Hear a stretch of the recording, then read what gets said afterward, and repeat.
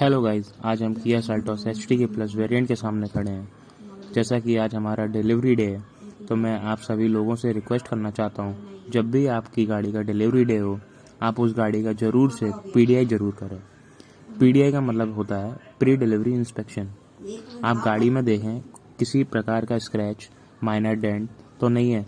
आप कंपनी में जाके क्लेम कर सकते हैं कि हमें ये गाड़ी नहीं चाहिए, आप हमें दूसरा पीस दीजिए, तो वो आपको अगर आपको ये इन्फॉर्मेशन अच्छी लगी हो तो आप प्लीज़ लाइक एंड सब्सक्राइब करें। Thank you for watching it and subscribe.